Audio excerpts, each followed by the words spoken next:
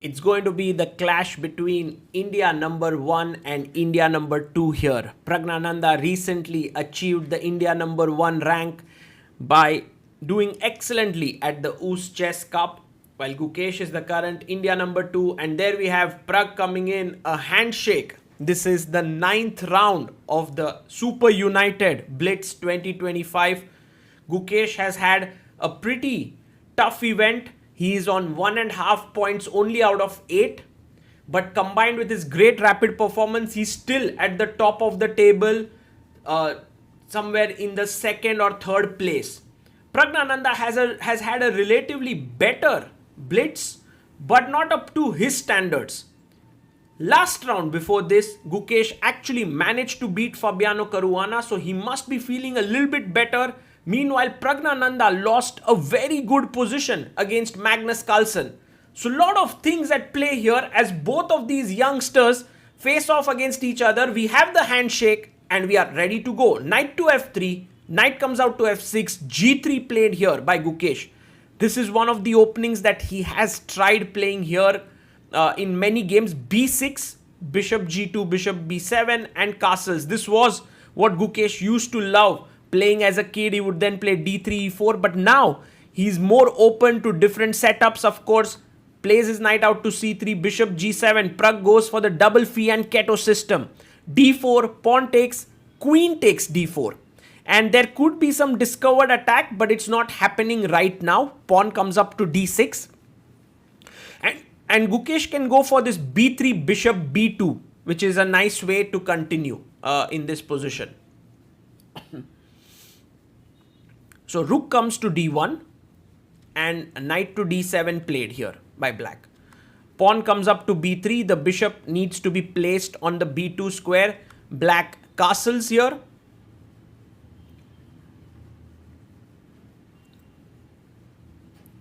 And Gukesh is thinking about how he wants to continue bishop b2. White's position looks nice, you know. You can jump in with the knight to d5 at some point. You can play rook c1. You can also think about trading these two bishops. c6 square could get potentially a bit weak. Meanwhile, Pragnananda's position is almost bulletproof. You can see that there are no weaknesses just yet. He goes rook c8, which is a good move. The rook takes the semi-open file. Knight goes back to e1, offering a trade of bishops, which I think Prag will happily take it. Or maybe he's also thinking about queen c7. That's possible. There's also knight e4 that needs to be considered, unleashing an attack on the queen. But knight e4, just queen goes back to d3. And maybe there could be mass exchanges. Yeah, there it's possible. Knight e4, then you take here, then you take here, and then you take here, and suddenly you have 3 pairs of minor pieces traded. And I think Prag is trying to assess if that is better, or should he directly take on g2? And that requires some bit of calculation. He plays knight e4. The queen comes back to e3. And now I believe there will be some trades. Knight takes c3 is very interesting because you can't really take on b7. Knight d1 attacks the bishop and the queen. So that seems like a good move to make. He plays first bishop c3. Gukesh takes back, knight takes, queen takes, bishop g2, king, knight takes g2, and now b5. Very nice play by Pragnananda, hitting the c4 pawn. And here you will realize that after b takes c4, taking here is not particularly great because knight e5 and white is left with a weak pawn. But perhaps there's rook d4. Maybe this is how you can go. Oh, there is d5.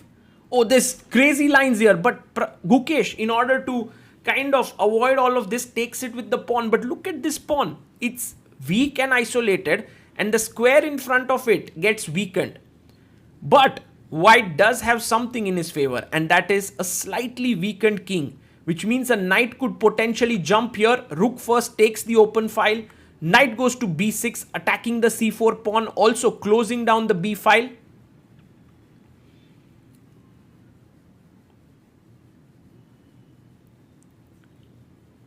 And now Pragnananda thinking here, what is the best way to continue? Maybe rook to d4. Oh, Gukesh goes rook d4. Sorry, Gukesh wanted to now put his rook on the king side. Queen goes to c7. Attacking here, maybe tripling up. And this is actually not an easy position for white to create something. Let's imagine you put your rook here. It's not doing much. h4 played by Gukesh. He's trying for this play on the king side with h5. But for now, the rook is controlling that square. And I think black can actually ignore it and bring his rook to c8. There's also a possibility to play e5 to hit the rook on d4. He plays rook c8. Gukesh has 3 minutes 54 seconds. Praag has 3 minutes on the clock. Now here, Gukesh needs to take care of the c4 pawn. A good way to do it is queen d3. Why? Because if you take here, take here, take here, take here, take here, take here, take here, rook b7 should be a draw, should be an equal endgame. So with some care, Gukesh should be able to hold this. But there's a tempting idea which is to jump in with the knight to g4 and try to attack here with knight h6, because you already have a rook that can enter into the attack on f4. So with a knight, rook, and he plays it. But this is a mistake. The mistake is very subtle. You play h5, and now of course Gukesh wants to go for a check, because what else? Now he's attacking here. But here comes king g7. You stand in the way here. There's no good discovered check. Rook f4, attacking here, and Praag finds it. Praag finds it, h5. So this is the line which Gukesh has to calculate. Now rook f4, he's attacking here. If you take this, then rook takes f7 and white is winning. But instead f6 and the knight is trapped here on h6. And this, I think, is a very key point in this entire variation. This knight h6, rook f4, f6. And I think Gukesh is now trying to calculate it out. But it is maybe a bit too late, because the time that he spent with going there and coming back, he comes back. An unhappy choice here for white. A very unhappy choice. Because now black can actually start rolling the central pawns, e5, d5. And there's nothing much that you can do here. This pin on the c file is absolutely deadly. Praag, who has 2 minutes 43 seconds, both players have somewhat the equal time on the clock, is just making sure that e5 works well. Thinking here.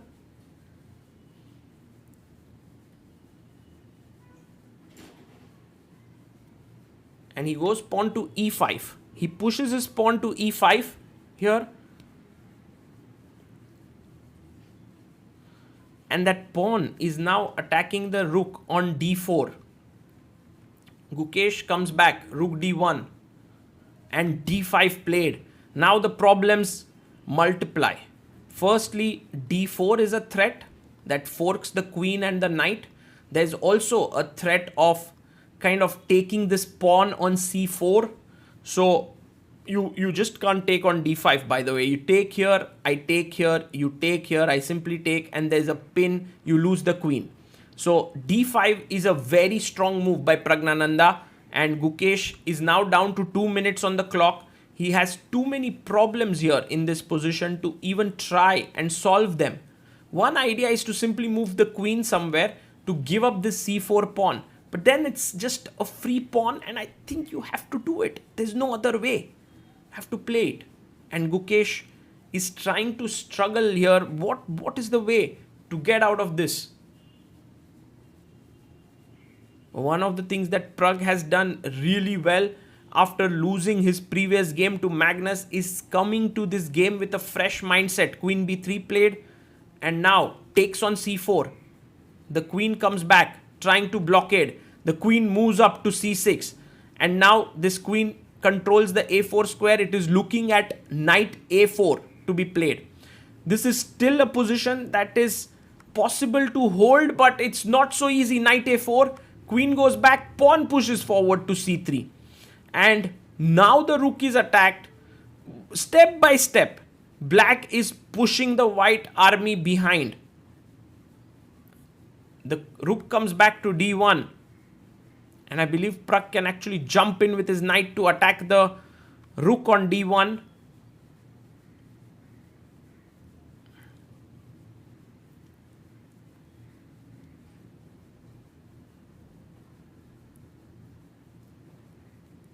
So knight jumps to d2, attacking the rook on d1.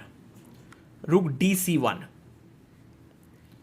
The pawn is being put under pressure.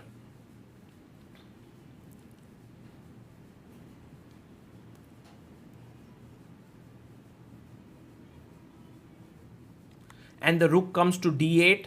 Now attacking rook comes to d2 is a big threat. Whew. The way in which Pragnananda has completely dominated the position is quite impressive. Very impressive. Gukesh has 10 minutes, 40 seconds. He goes queen to b3. Rook comes to d2, attacking the pawn on e2. Very strong. Queen b8 check. And king comes up to g7.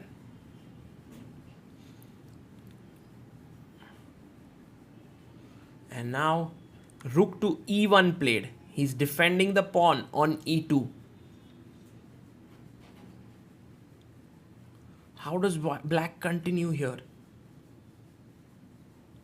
c2 played. If you take this, there is c1 queen, so he tries to blockade with his rook.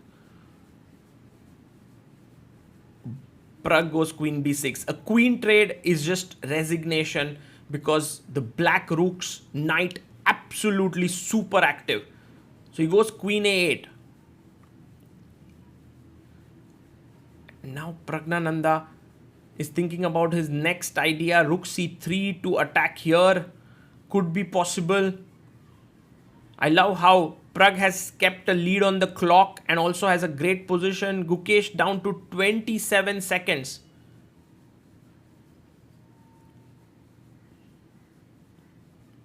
Praag is super focused here, razor sharp. He's just making sure that he doesn't put a foot wrong.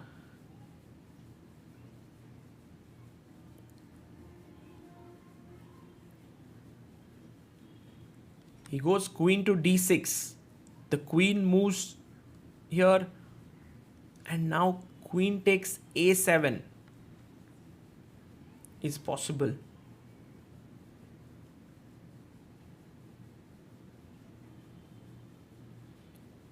Will he take that pawn?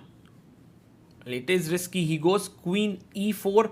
But I believe Praag has found a new concept, which is that first trade the queens. He doesn't trade it. But knight to d1 is a very nice move, attacking the knight on e3. Praag has 37 seconds. Gukesh down to 6 seconds here. The knight under some pressure.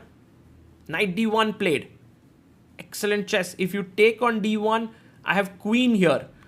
He goes queen b3. And now Praag goes rook to c3. Presses the clock. Knight takes c2. But f2 falls. And Gukesh resigns here. The queen is hanging. It's a check. And Pragnananda scores a very important win for himself here. Gukesh still third place in the tournament with 15.5. Praag moving upwards is on 13.5 points. It will be another day of blitz tomorrow with 9 more games to play. But this one was a very well played game by Pragnananda.